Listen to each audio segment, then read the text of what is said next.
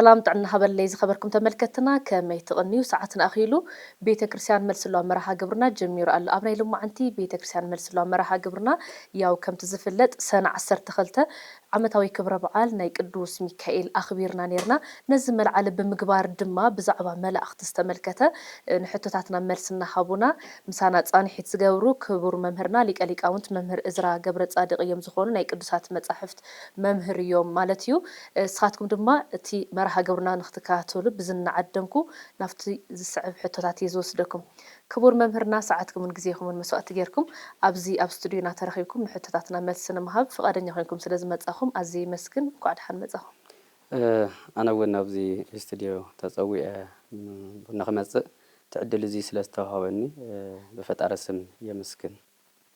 اش حراي كبر ممهرنا ياو كمل عليك خوننا أبز حلف معلتات ناي سنة عسر تغلت مالتون ببيت كريستيانا ناي عمتاوي كبر بعال ناي قدوس ميكائيل أخبيرنا نيرنا مو نزي ملعال بمقوار اسكين دحريت ملسيلنا ازي كبر بعال تاريكاون منفساون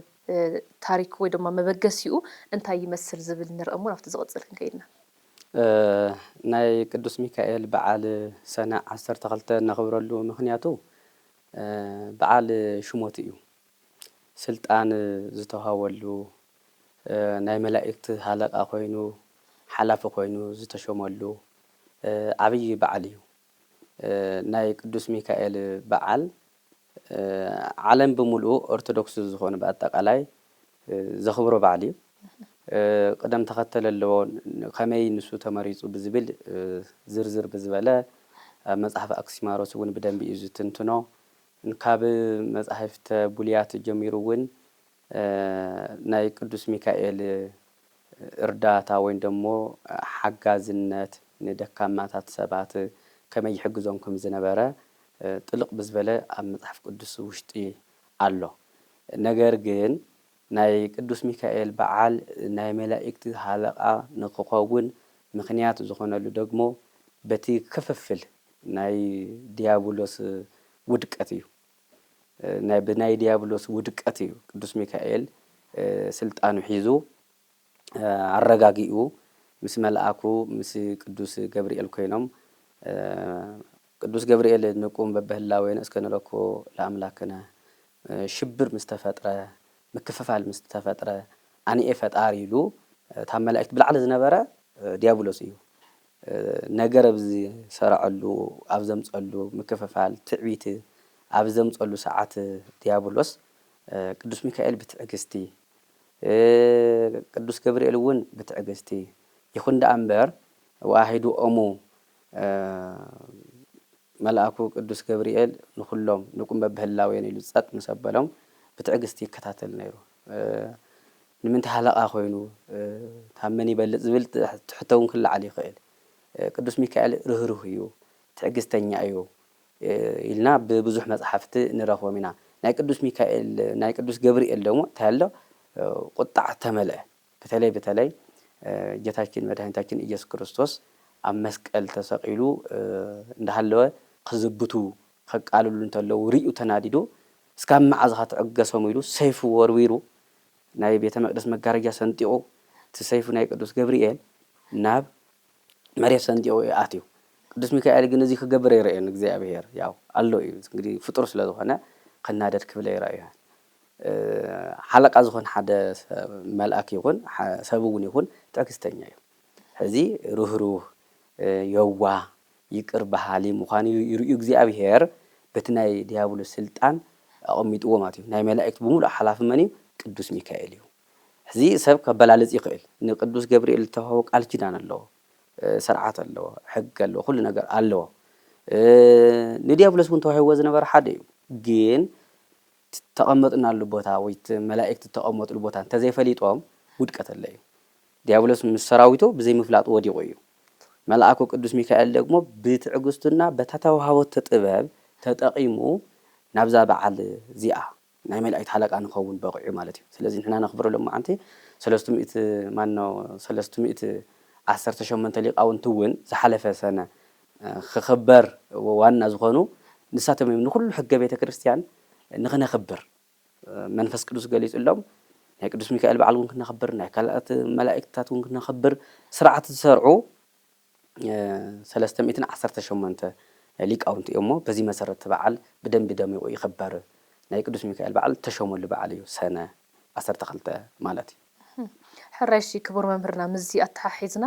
ሓደ መልኣክ ኣብ ዝተፈላለዩ ኣዋርሕ በብዕለቱ ክነኽብሮ ወይ ድማ ክንዝክሮ ዝተገበረሉ ቀንዲ ምኽንያት እንታይ እዩ ቃል ኪዳን እዩ እዚ እውን 300 ዘቐመጥዎ እዩ እዞም ናይዚ መልኣክ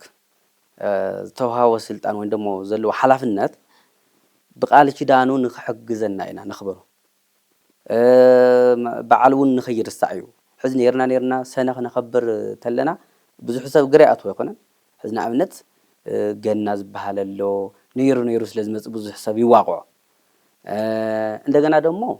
ናይ 300 ስርዓት እንታይ እዩ ዝብል ወርሒ እዩ ዝብሎ ናይ ቃል ኪዳን ስለ ዝኾነ ወርሖም ክነኽብር ተለና እቲ ቃል ኪዳን ብምሉኡ ኣይደለም ንደቂ ሰባት ንዓለም ብምሉእ እዩ ናይ መላእክቲ ናይ ቅዱስ ሚካኤል ይኹን ናይ ቅዱስ ሩፋኤል ይኹን ናይ ቅዱስ ራጉኤል ይኹን እንዴ ናይ መላእክቲ በዓል በየወርሑ ዘኽበርናማ ናይ መንደቕ ክነኽብር እዚ ቃል ኪዳን እዩ ንሕና በረከት ንረኽበሎ ስለ ዝኾነ ማለት እዩ እርዳታ ስለ ዘልየና እዩ መላእክት ተፈጥሮ እስመ ኣኮቴቶም ዕረፍቶሙ እስመ ዕረፍቶሙ ኣኮቴቶሙ ኩሉ ግዜ እግዚአብሔር ዘመስግኑ እዮም እቶም መላእክት ነቶም እግዚአብሔር ዘመስግኑ መላእክት ደግሞ ንሕና በዓሎም ክነኽብረሎም ተለና እቲ ቃል ኪዳኖም ብዙሕ ስለ ዝኾነ ዓመታዊ ቃል ኪዳን ኣሎ በብወርሑ ዝወሃብ ቃል ኪዳን ኣሎ ዕለት ደግሞ ናይ መልኣኩ ናይ ቅዱስ ሚካኤል ስሙ ክንፅውዕ ተለና ብቃል ኪዳኑ ተጠቀምቲ ንሕና ኢና ስለዚ ወርሑ ነኽብረሉ ንምንታይ እዩ ቃል ኪዳን ዝረኸበሉ ትወርሕ ንሱ ደግሞ ነስታውሰሉ በቲ ቃል ኪዳን ደግሞ ብዙሓት ንጥቀመሉ በዓል ስለ ዝኾነ ወርሑ ነኽብሮ ኣለና ማለት እዩ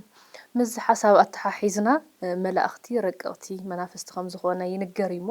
እዚ ከመይ ማለት እዩ እወ መላእክቲ ረቀቕቲ እዮም ንምንታይ እዮም ረቀቕቲ ኮይኖም ሕዚ ናይ መላእክቲ ተፈጥሮ አንድም ግብርኦም ተፈጢሮም ይብል አንድም ካብ ንፋስና ካብ ሓዊኦም ተፈጢሮም ይብል ሕዚ ግብርኦም ክብል ተሎ ጽቡቕ ዝተመቸወ ማለት እዩ እዚ ጽቡቕ ይብል እሞ ኣይ ይብል ታብ እሳትና ታብ ነፋስ ተፈጢሮም ክብል ተሎ መሃባ ኣልውኦም ክብል ተሎ ደሞ አንድም ታብ እሳትና ታብ ሓዊኦም ታብ ነፋስዮም ተፈጢሮም ክብል ተሎ ምሳሌ ስለ ዘለዎም እዮም እቶም ተሓውና እቲ ንፋስ ምሳሌ ኣለዎ እዩ ሕዚ ንኣብነት ሓዊ ረቂቅ እዩ ኣይጭበጥን ኣይተሓዝን ንፋስ እውን ረቂቅ እዩ ኣይጭበጥን ኣይተሓዝን መላእክቲ እውን እንታይ እዮም ረቀቕቲ እዮም ኣይጭበጡን ኣይተሓዙን ግን ክነበላልፅ ተለና ሓዊ ብተወሰነ ቦታ እንድሕር ገቲእኻዮ ወይ ደሞ እንድሕር ከልኪልካዮ ዝምለስ እዩ ንፋስ እውን ብተወሰነ ቦታ ንኸይኣቱ ተጌርካዮ እውን ዝዕፀ እዩ ታውዚ ንምንታይ እዮም ብረቀቕቲ ተባሂሎም ንምሳሌ ንምንታይ መፅኦም ተይልና ንፋስ ግብሪ ፈጻሚ እዩ ወይ ደሞ ኩሉ ነገር ዘከናውን እዩ ሓዊ እውን ከምኡ እዩ ናይ ሰዶምና ናይ ጎሞራ ሃገር ዝጠፍአ ብሓዊ ተቃፀሉ መላእክቲ ደግሞ ንክልተ ነገር ይእዘዝዮም ንምሕረትና ንመዓልቲ ይእዘዝዮም ከምቲ ፈጣን ሓዊ መፅኡ ቅፅፅል ዘብሎ እቲ መልኣክ እውን መፅኡ ብመቕሰፍቲ ነቲ ከባቢ ወቂዑ ገሪፉ ቀፂዑ ይኸድ ማለት እዩ ሰብ ሰዶምና ጎሞራ ትቕፅዕሉ ርኢና ኢና ብንፋስ ደግሞ ተመሰለሉ እንታይ እዩ ነፋስ ናይ ኣጋእዝቲ ዓለም ስላሴ ፈቃድ ፈጻሚ እዩ ማለት ኣብ ህንፃ ሰናኦር ጥሪ ነኽብሮ በዓል ናይ ስላሴ ህንፃ ሰናኦር ብምሉእ ዝፈረሰ ብምንታይ እዩ ብኣውሎ ነፋስ እዩ ብኣውሎ ነፋስ ድምፅማፁ ጠፊኡ ምስ ጠፍአ እንታይ ኮይኑ ሓመድ ኮይኑ የለን መላእክቲ እውን እንታይ እዮም ረቀቕቲ እዮም ናይ ኣጋእዝቲ ዓለም ስላሴ ናይ ፈጣሪ ስራሕ ዝፍፅሙ እዮም ንመዓት ተኮይኑ ማለት እዩ እዚ ኩሉ የፅርዩ የውግዱ ረቀቕቲ ተባሃለ ሕዚ መላእክቲ እውን ረቀቕቲ እዮም ንፋስ እውን ረቂቅ እዩ ስርሖም ግን ይፈላለዩ እዩ መላእክቲ ክልተ ነገር እዮም ንመዓትና ንምሕረት ማለት እዩ ታው ፈጻምያን ተዋንኡ ደሞ ኣብ ዘለዎም ድርሻ ኢና ንርኢ ዘለና ሕዚ ዘይሃፅፅ ምሳሌ እዩ ናይ እሳት ናይ ንፋስ ንመላእክቲ ህፁፅ ምሳሌ ይበሃል ምሳሌ ስለተሰኣናሎም እዩ በዚ ተመሲሉ እምበር ምንም እንትን ንዕኦም ዝኸውን ምሳሌስ የለን እዩ መላእክት እንግዲህ መሃባ ኣልዎ ተፈጥሮም መሃባ ኣልዎ ተፈጥሮ ማለት እዩ መን ዝፈልጦ እዚ ኣጋእዝተ ዓለም ስላሴ ብቻ እዮም ዝፈልጥዎ ተመጻጽኦ ማለት እዩ ስለዚህ ረቃውት እዮም ኣይጭበጡን እንዲያውም ነፍሲ ካብ ነፋስ ነፍሲ ትረቅቕ ነፍስና ክትወጽእ እንተላ ደገ በሪ ይኽልክላ ነፋስ ደግሞ ግዙፍ እዩ ትደገ እዙይ ተዓጺናዮ ምእታው ይኽእልን ታብ ቆጺሉ ታብ ነፋስ ደግሞ መን ይረቅቕ መላእክት ይረቁ ወሃለፈ መልአክ በመልአክ ሓደ መልአክ በቲ መልአክ በዚ ውሽጡ ብማእኸሉ ሰንጢቁ ይሓልፍ ርቅቕ ትርቃቕ እዚ ከምዚ እዩ ብትርጓሜ ተማሃርና ይውን ብኻሊእ ተማሃርና ይውን ስለዚ ናይ መላእክቲ ምስጢር ጠንቂቕና ንኽንናገር መንፈስ ቅዱስ ብዝገለጸልና ዳእዩ እምበር ከምቶም ካልኦት ዝናገርዎ ከምቶም ካልኦት ዘቃልልዎ ኣይኮነን ናይ መላእክቲ ተውህቦ ስልጣኖም ማለት እዩ ንሕና ንበልዕ ንሰቲ እንጀራ ንበልዕ ንሰቲ ማይ ንጸምእ ንደክም እዩ መላእክቲ ግን ድኻም የብሎምን ብጣዕሚ ማለት እዩ ንምንታይ ምግቦም እግዚኣብሔር ንኸግልግሉ ስብሃት እግዚኣብሔር ምጽዋዕ እዩ ናቶም ምግቦም ማለት እዩ ስለዚ ነፍሲ ታብ ነፋስ ትረቅቕ ካብ ነፋስ ደሞ ናይ መላእክቲ ተፈጥሮ ይረቅቕ ማለት እዩ ስለዚ ረቂቕ ንብሎም በዚ እዩ ምሳሌኦም ግን ብንፋስ በሓውን ምስሎ ንዖም ብዝምጥን እንተይኮነስ ምሳሌ ስለዝሰኣንና ኣሎም እዩ ሕራይሺ ክቡር መምህርና ምዚ ኣተሓሒዝና ነፍሲ ወከፍ ሰብ ወይ ደሞ ደቂ ሰባት ያው መላእኽቲ ዝተመደብሉ ናይ ዕለት ከምኡ ድማ ናይ ነፍሲ ሓላዊ ወይ ድማ ዓቃቢ ከም ዘለዎ ይንገር እሞ እዚ ኸ ከመይ እዩ ብመጽሓፍ ቅዱሳዊ ኣስተምሮ ክረአ ከሎ እንዲያውም ባባ ሕርያቆስ ውዳሴ ማርያም ወይ ሰበር ኣናቅጸ ልቢ ዘውስጥ ኢሎሞ ኣብዚ ተርጎሙሉ ሊቃውንቲ ናይ ሰብ ኣብ ልቡ ዘሎ ማዕጾ ማለት እዩ ናይ ክፍኣት ናይ ሓደ ነገራት ዘሎ ማዕጾ ይሰበር ይብል እዚ ንምንታይ እዩ ዝስበር ናይ እግዚኣብሔር ቃል ብቻ ሰሚዑ ንጹህ ኮይኑ ካብ ሓጢኣት ካብ ኩሉ ነገር እግዚኣብሔር ካብ ዝጸልኦ ነገር ነፃ ንኽወፅእ ልቡ ብክፍኣት ተዓጽዎ ይሰበር ንምንታይ እዩ ዝስበር ንኩሉ ነቶም መላእክቲ እውን ምቹ ክኸውን ሕዚ ንዓና መላእክቲ ኣለውና ናይ መዓልቲ ናይ ለይቲ ንዓና ብቻ እውን ኣይኮነን ንእፅዋት ንእንስሳት ንኣራዊት ንኣእባን ነቶም እብንታት ነዚኦም ሓደ መልአክ ተመዲቡሎም ሓደ መልአክ ንዓና ግን ክልተ ንምንታይ ክልተ ተመዲቡልና ሰብ ኢና ናይ ሰብነት ስራሕ ክንሰርሕ እንተለና ንደክም ኢና ሓጢኣት እንሰርሕና ካብ ክፉእ ነገር ክሕልውና ማለት እዩ አንድም ጽቡቕ ስራሕ እንድሕር ሰሪሕና ካብ ሰውነት ደረጃ ወፂና ናይ መልአክ ሕብረት ስለ ዘለና ብክልተ ደረጃ እዩ ናይ መላእክቲ ታብ መላእክቲ ንዓቐብ ዘኢተውህበ ለመላእክት ተውህበ ለካህናት ዘኢተገብረ ለመላእክት ተገብረ ለካህናት ለምሳሌ ስጋው ደሙ ክፍተት ተሎ ብብቕዓት መደብ ክፍተት ተሎ መላእክት ዘይሕዝዎ ቅዱስ ስጋው ክብር ደሙ መን ይሕዞ ካህናት ይሕዝዎ ይፍትትዎ እዚ ናይ እግዚአብሔር ስራሕ እዩ ስለዚ ናይ መዓልትና ናይ ለይቲ ሓላዊ መልአክ ኣለና እሺ እቲ ናይ ለይቲ ክመጽእ እንተሎ እቲ ናይ ምሽት ክመጽእ እንተሎ እቲ ናይ መዓልቲ ክኸድ ተሎ ተረኻኺቦም ኦዲት ተገባቢሮም ይኸዱ ብዝገርም ማለት እዩ ኦዲት ተገባቢሮም ከመይ ውዒልካ ይብሎ ኣይ ናተይ ውዕሎስ ሕማቕ ሰብ ይሕሉ እንድሕር ውዒሉ ናተይ ውዕሎስ ኣይሃብካ እታ ኮይንካ እቲ ሰብ ክሕልዎ ዝወዓልኩ ኢዱ ታብ ስርቆት ሰውነቱ ታብ ሓጢኣት ኣፉ ታብ ሓምየት ሰውነቱ ታብ ርኩሰት ደሙ ናይ ሰብ ደም ታብ ምፍሳስ ንድሓር ተይበለ ውዒሉ ኩሉ ነገር ክፍጽም ውዒሉና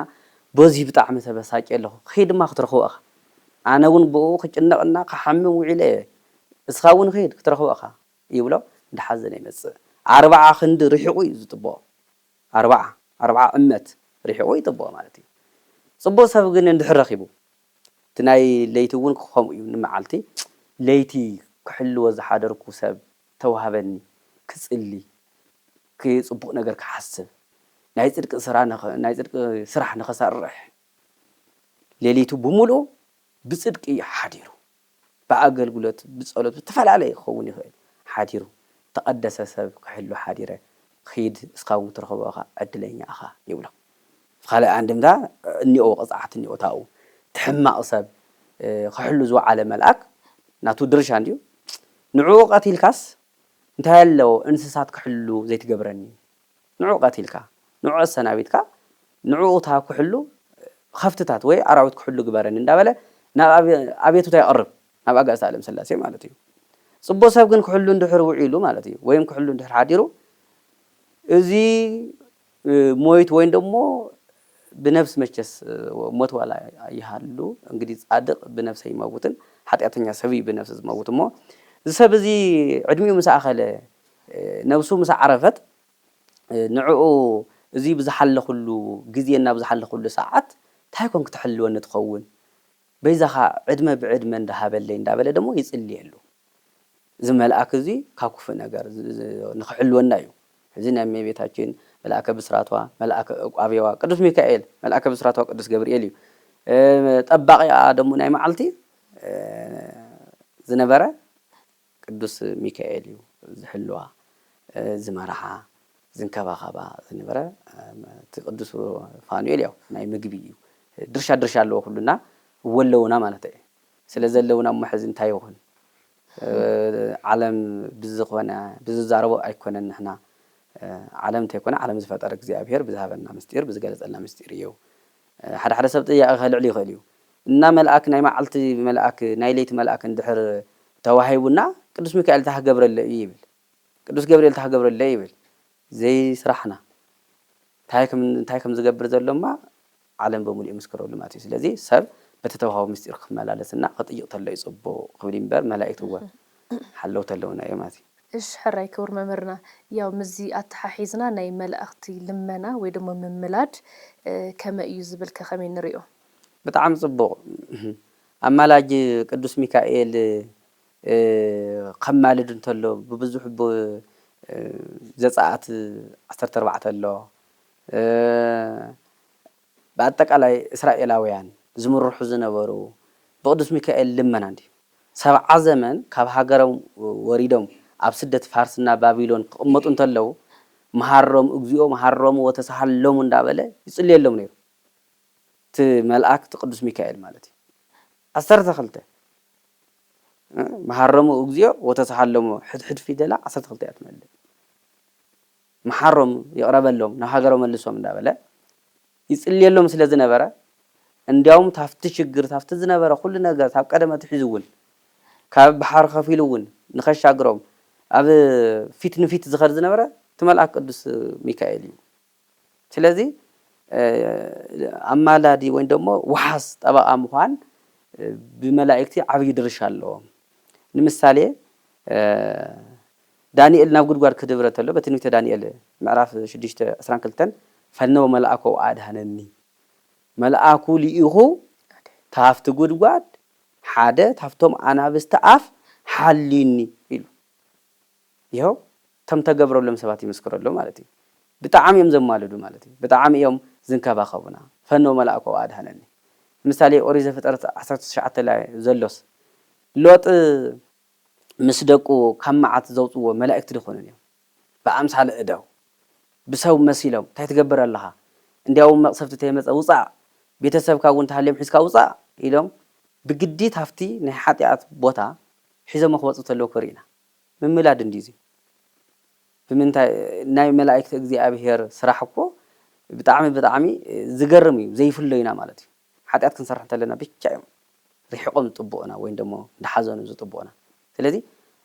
ኦሪት ዘፍጥረት 19 ላይ ሎጥ ዘድሕነ መልአክ ይኾነን እዩ ብሓፂሩ 13 ዘሎ ደሞ ናይ ትንቢተ ዳንኤል መይሹ ሶስና ታብ ናይ ሓሶት ፍርዲ ዘድሕነ መንዲ መልአክ እንዲ ናይ እግዚአብሔር መልአክ ዳንኤል ፈራዲ ኮይኑ ክቕመጥ ተሎ ከምቲ ታሪኽ ናይ ሶስና ዝፍለጥ እዩ በቲ ናይ ኦሪት ስርዓት ምስ ሰብ ሃሪሳ ርኢናየ ኣይናሞ እንግዲህ ናቶም ስራሕ ስለ ዘይፈጸመትሎም እዮም ኣሻጥር ሰሪሖም ከቕትልዋ ኢሎም ዝነበሩ ወይ ንዓና ሽበልና ምሳኽ ክንህርስ እሹ ተዘይልክና ደሞ ምስ ሰብ ሃሪሳ ኢልና ብናይ ኦሪት ስርዓት ደሞ ብሓዊ ተቃፂሉ ብእምኒ ተቐጥቂጡ ኣብ ኣደባባይ ተዋሪዱ ዝቕተል በቲ ናይ ኦሪት ሰዓት ዳንኤል ህፃኒ እዚ ነገር እዚ ትክክል ከም ዘይኮነ ተረዲዩ ከይዱ ብማእኸል ይኸፍ ዝበለ ብምስክር እሺ ኣበይ ክትርስ ርኢኻዮ ከምዚ ተሓደ መፅኡ ንበይኑ ምስክር ብትንትን ዝበለ ኮይኑ እንታይ ኢሉ ሻው ዳንኤል ናይ እግዚኣብሔር መልአክ ከም ግርምቲ ይበሃል ወይ ደሞ በማሕረኛ ኣርጋሄ ማለት ከምኡ ክስንጥቀካ ኣብ ጎንኻ ደው ኢሉ እኒአ ምስ በሎ ስንጥቕ እዩ ዘበሎ ተቀስፈ ማለት እዩ ነታ ሓደ እውን ከምኡ ኣበሪኻ ያብኩም ዚ ኣብሰችነ ናይ እግዚአብሔር መልአክ ሰይፊ ሒዙ ክቆርፀካ ደው ኢሉ ነይርዎ ተቆሪፁ ተቀሲፉ ሶስና ግን ነፃ ወፅያ መላእክት ናይ መላእክት እርዳታ ብዙሕ እዩ ሰለስተ ደቂቅ ታብ እሳት ዘድሕነሞ እንዲ ወዘበጦ ለነበልባል እሳት 49 እመት ንላዕሊ ዘልል ዝነበረ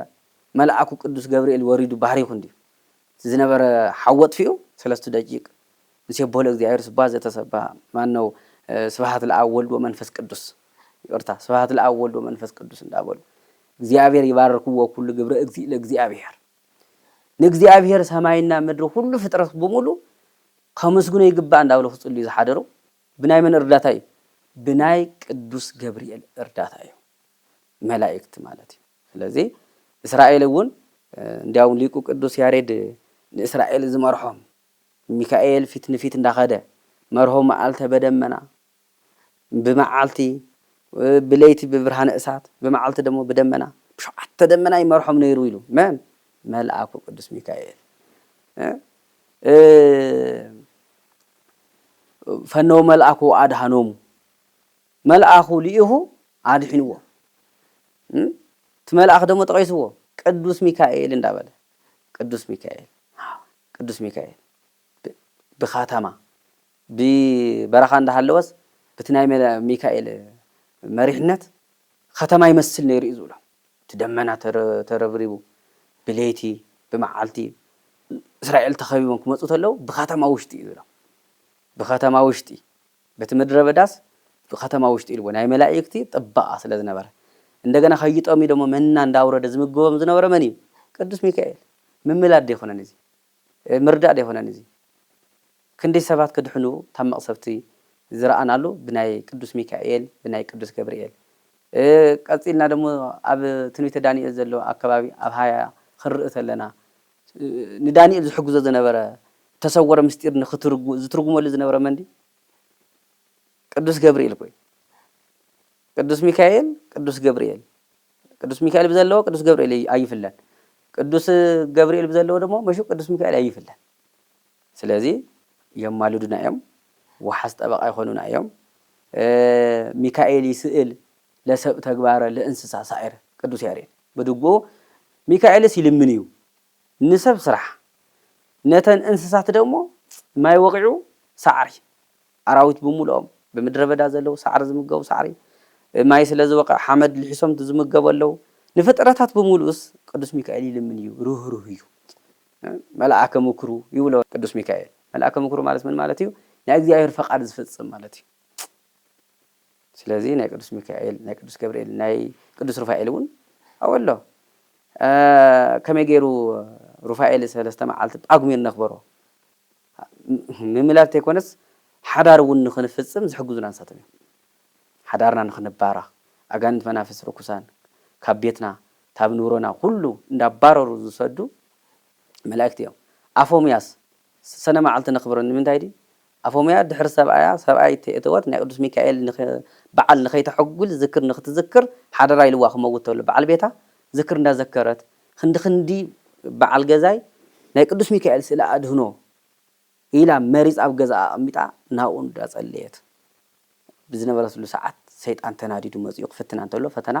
ብቅዱስ ሚካኤል ሓይሊ ድል ገይራ መፅኡ ክሓንቃ እንተሎ ነገር ንምሕፃር ኢለ ክሓንቃ እንተሎ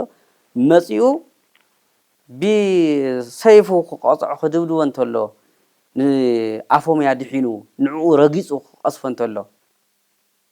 መንዲ እቲ ቀሳፊ መልአክ ቅዱስ ሚካኤል እንዲ ካብዚ ዝበለ እርዳታ እንደሊ ማለት እዩ ኣፎምያ ንዓና ምስክርና እያ ነቶም ኣቦታትና ንእስራኤል ዝመርሖም ዝነበረ ቅዱስ ሚካኤል ዝምርሕሉ ዝነበሩ መንፈሰ እግዚአብሔር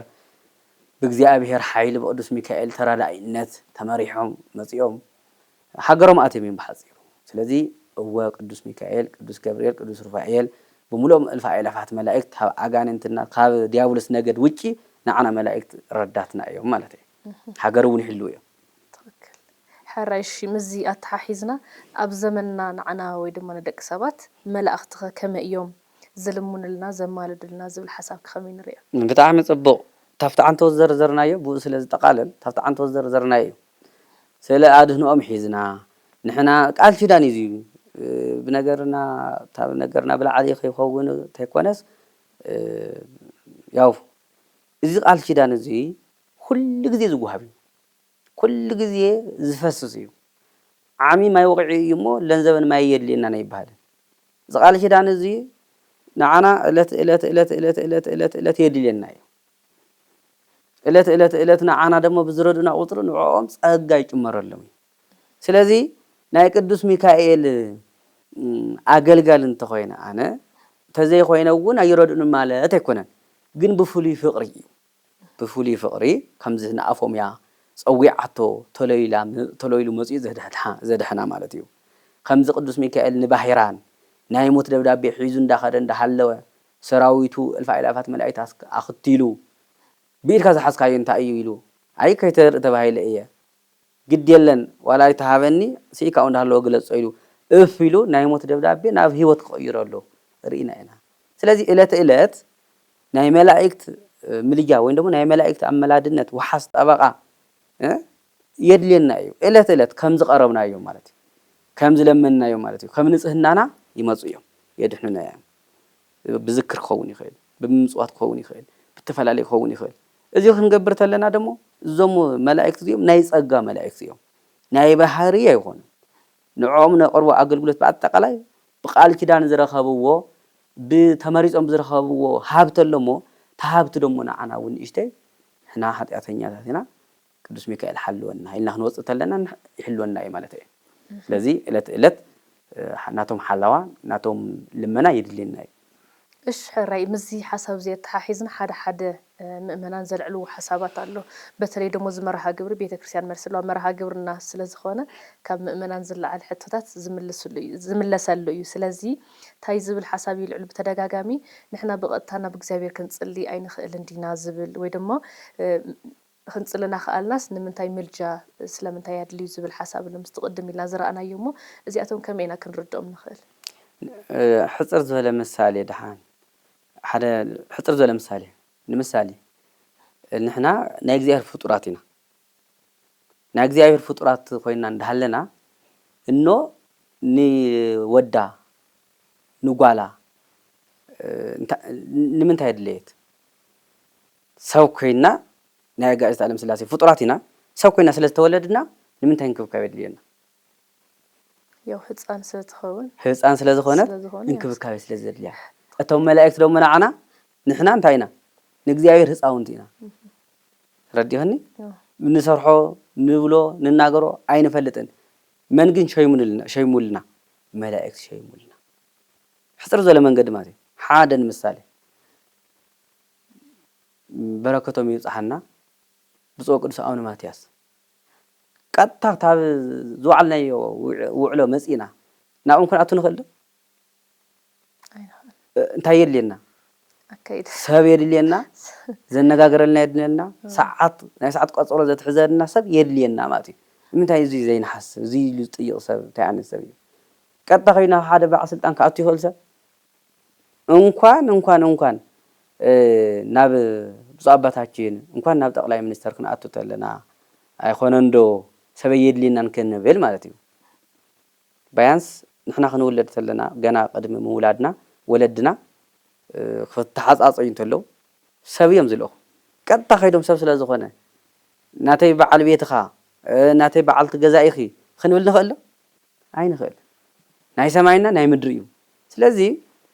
ደካማታት ስለ ዝኾንና እዩ እምበር ካብ መላእክቲ ንዓቐብ ስልጣን እውን እኮ ዝተውሃቦም ኣቦታትና ኣለዉ አይደል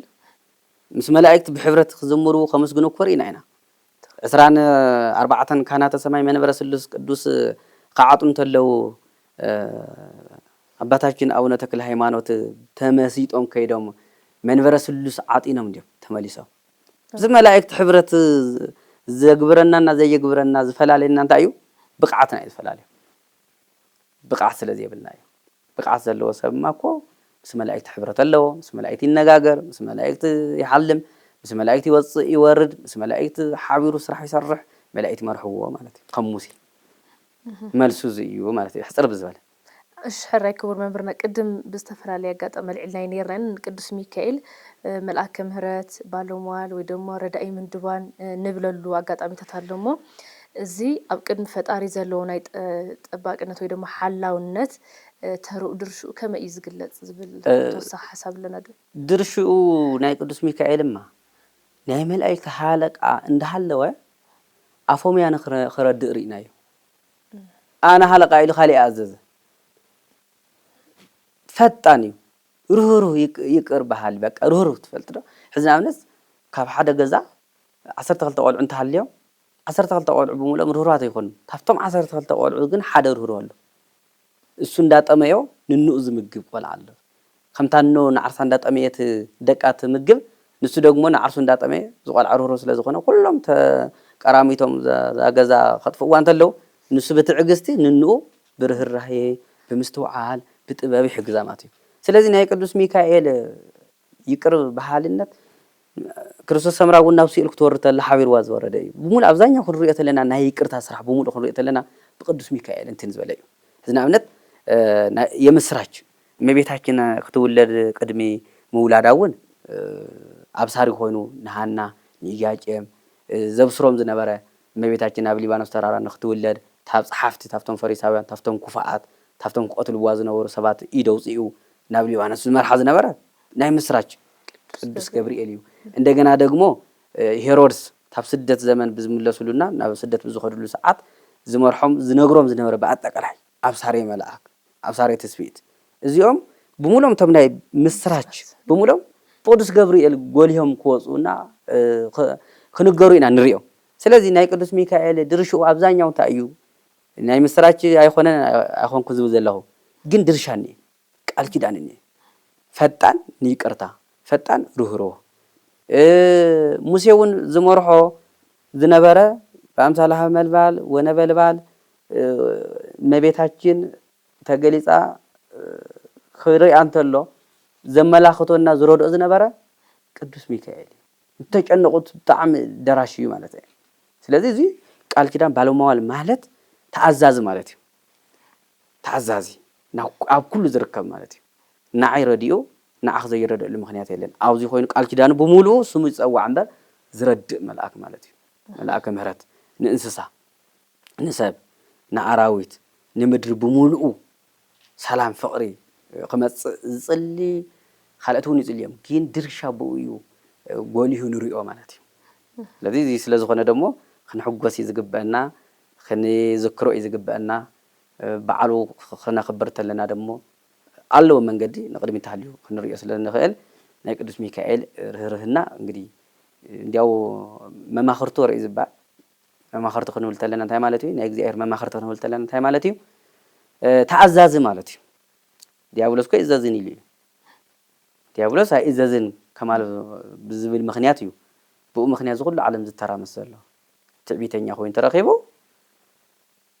ሚካኤል ደሞ ብኡ ተተኪኡ ማለት እዩ ስለዚ ባለመዋል ማለት ተኣዛዚ ማለት እዩ ይቅር በሃሊ ማለት ደሞ ብሙሉኦም እስካብ አንተው ዝረኣናዮም ብቡልያት ብሃዲሳት ብሙሉኦም ዝረኣናዮም ብሊቃውንቲ እውን ዝረኣናዮም ቅዱስ ሚካኤል ኣብ ባሕሪ በተለይ ብባሕሪ ብሞገድ ግዜ ቅዱስ ሚካኤል ድረሰልና ክብልዎ ተለዉ ነጋዴታት ብሙሉእ ብተፈላለየ ቅዱሳት መጻሕፍቲ ዝረኣናዮ ቅዱስ ሚካኤል ከድሕነው ኢና ንርኢ እና መልሱ እዚ እዩ ማለት እዩ እሺ ሕራይ ክቡር መምህርና ንቅዱሳን መላእኽቲ ያው እንግዲህ ቅዱሳን መላእኽቲ ንዓና ንምሕረት ንይቅርታ ንምሕረት እንድሕር ዝለኣኹ ኮይኖም ንሕና ኸ ከመይ ጌርና ኢና ክነኽብሮም ዘለና በተለይ ደሞ ሓደ ሓደ ንመላእኽቲ ዝግባእ ስግደትን ኣኽብሮም ከመይ እዩ ኢሎም ዝሓትሎ እሞ ነዚ ኸ ከመይ ዓይነት መልሲ እዩ ዘለና ስግደት ክንሰግድ ተለና ናይ ፀጋ ስግደት ኢና ንሰግደሎም ታብ ፍቕሪ ተለዓለ ታብ ፍቕሪ ተለዓለ ንዕኦም ብዝግባእ ንገብረሎም ምፅዋት ኣሎ ብንኽእሎ ብቅዱስ ሚካኤል ንሰርሖ ስራሕትታት ኣሎ ንቅዱስ ሚካኤል ደስ ዘብል ብቃል ኪዳኑ ምክንያት ሰባት ክድሕኑ ብቃል ኪዳኑ በቲ በዓሉ ምክንያት ሰባት ክበልዑ ክሰትዩ ናይ ቅዱስ ሚካኤል በረከት ንዓኹም ይሕደርኩም ኢሎም ሰባት ክምርቑና እንተለዉ ናይ ቅዱስ ሚካኤል ክብሪ ፀጉኡ እንዳለዓለ ይኸይድ እንተይኮነስ በብግዚኡ ይጭመረሎም ፀጋ ማለት እዩ ስለዚ ታፈቅር ተላዓለ ክንዝክርና ክንምጽውት ተለና ኣብ ጎንና ደው ይብሉ ማለት እዩ ትነቅርበሎም ስግደት ትነቅርበሎም ኣምልኾት ናይ እንታይ እዩ ናይ ጸጋ እዩ ናይ ባህሪ ስግደት ንስላሴ ብቻ እዩ ንመቤታችን ናይ ጸጋ ስግደትና ነቅርበላ ንመስቀል እውን ናይ ጸጋ ስግደት ናይ ቅዱስ ናይ ጌታችን ናይ መድኃኒታችን ናይ ኢየሱስ ክርስቶስ ቅዱስ ስጋና ክቡር ደም ዝፈሰሶ ስጉኡ ተሸኪሙ ዝዓለ መስቀል ንሱ ዝቀደሶ ኢልና ኢና ነቲ ቅዱስ ስጋውና ክቡር ደሙ ኢና ነቅርበሉ ስግደት ካብ ዕንጨት ተመሪጹ ንታቦት ካብ ሰብ ተመሪጹ ንሹመት እዚ ናይ መን ናይ እግዚአብሔር ስራሕ እዩ ናይ እግዚአብሔር ድንቂ ተግባራት እዩ ስለዚህ ናትና ተግባርታ እዩ ናይ ጸጋ ስግደትና ናይ ባህሪ ስግደት ፈሊና ንክንሰግድና ፍቅርና ደሞ ሚካኤል ክኽበር ተሎ እግዚአብሔር ዝኸፈኦ ከይመስለክን ወይ ደሞ ከይመስለና ማለት እዩ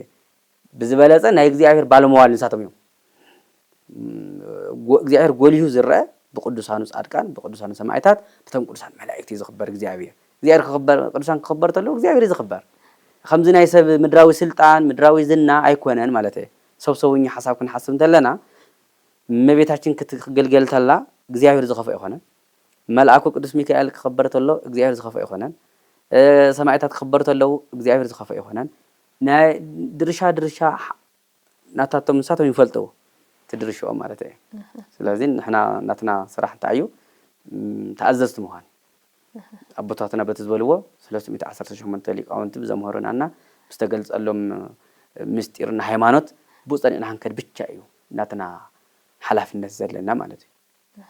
ሓራይሽ ክብሮ መምርና ምዚ ኣተሓሒዝና ያው ሰዓትና እናወዳእና ኢና ብስም ቅዱስ ሚካኤል ዝግበሩ ወይ ድማ ዝከናወኑ ዝወሃቡ ምጽዋታት ከምኡውን ተስካራት ብሽሙ ዝዝከሩ ዝኽርታት ክህሉ ይኽእሉና መጽሐፍ ቅዱሳውና ቀኖናዊ ኣስተምህርኡ ከመ እዩ ወይ ድማ ኣፈጻጽሙ እንታይ ይመስል ናይ ማቴዎስ ወንጌል ምዕራፍ 10 ታብ ቁጽሪ 4 ዘለኮ ተቐሚጡ ሕዚ ንኣብነት ብሓደ መልአክ አንድም ብሓደ ጻድቕ ብሓደ ሐዋርያ ስም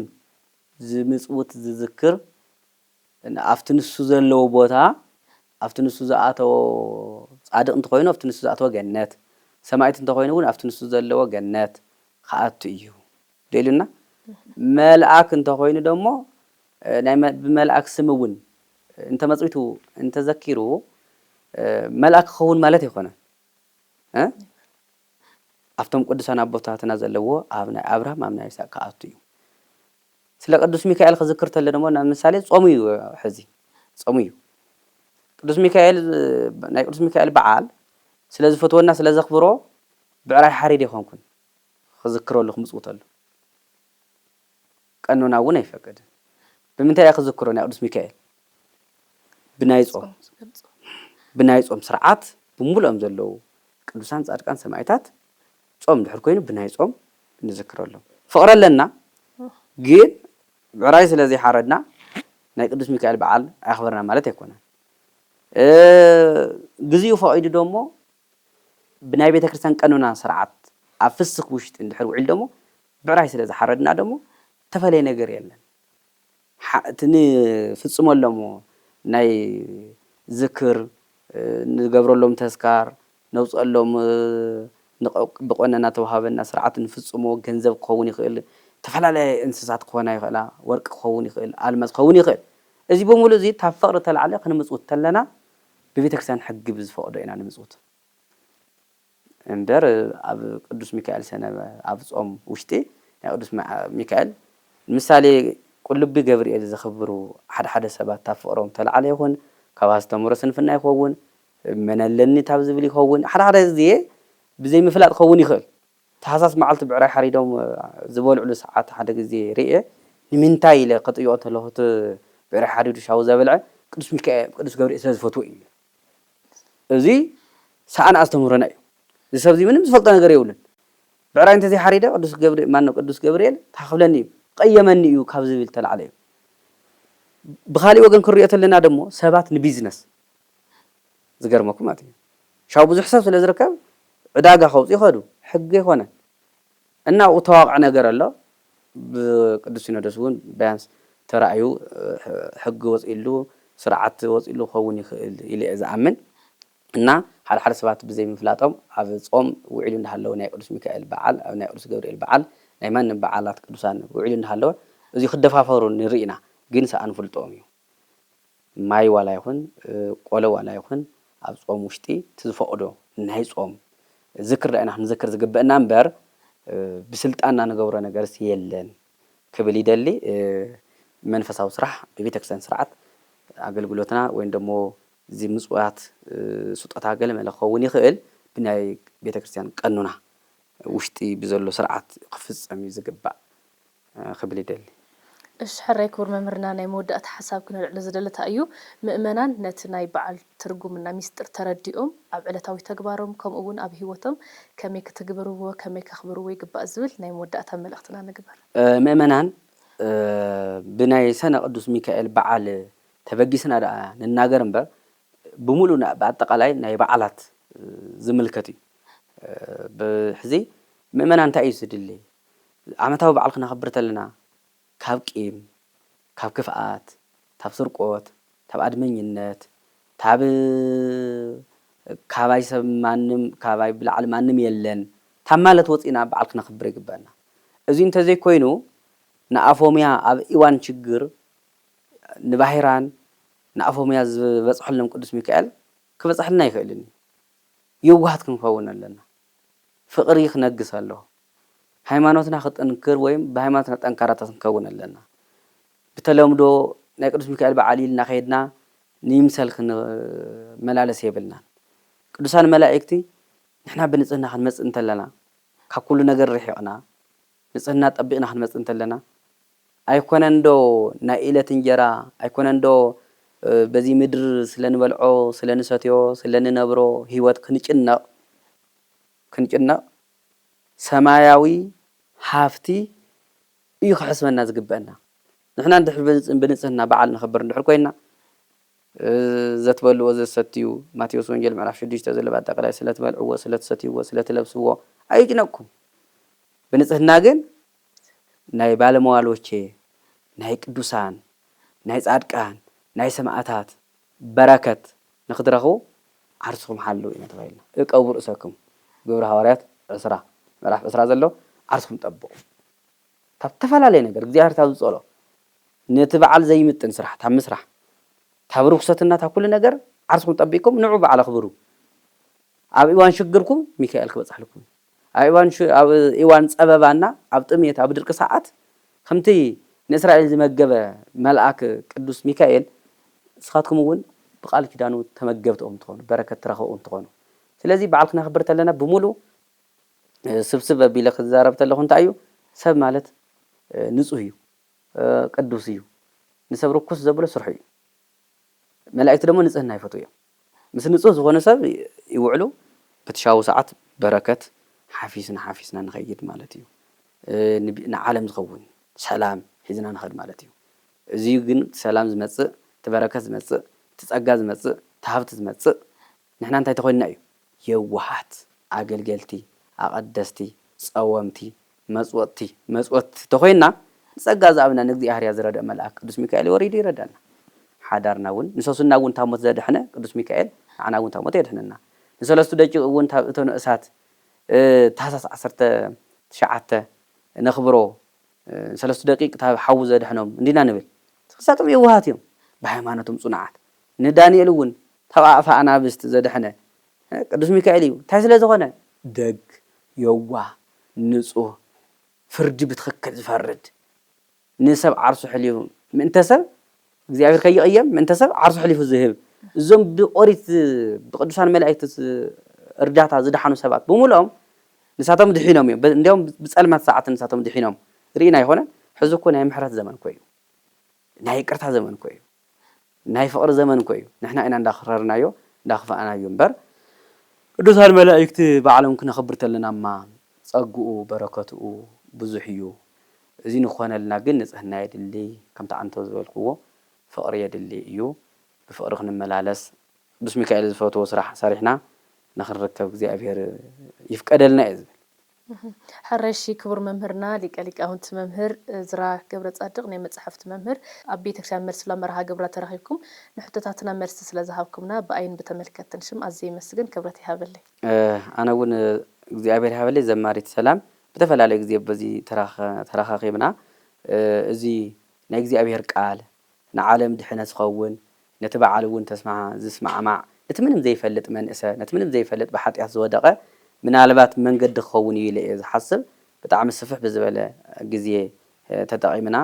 ንዓለም ብምሉእ ዝኸውን ምኽሪ ከመሓላልፍ ስለ ዝፀዋዕኹምኒ ሃገርና ኢትዮጵያ ብእውነት ታብ ንሰምዖ ታብቲ ብምሉእ ኣብ ክርስቲያናት ዝበፅሕ ዘሎ ጥቕዓት ኣብ ሕድሕድ ነንበዓልትና ታብ ምብላዕ ወፂና በእውነት ንዓመታ ከምዚ ሎሚ ደሞ ናይ ቅዱስ ሚካኤል በዓል ብዓለም ኣቀፍ ተኸቢሩ ህዝብና እውን ሰላም ፍቕሪ ረኺቡ እንዲያው ዕድመ ረኺብና መፅወቲ ዘከርቲ በዓል ሃፍቲ ደሞ ብምሉእ ናይ እግዚኣብሔር ተገዛኢ ኮይኑ ናይ ቅዱስ ሚካኤል በዓል ንኸኽብር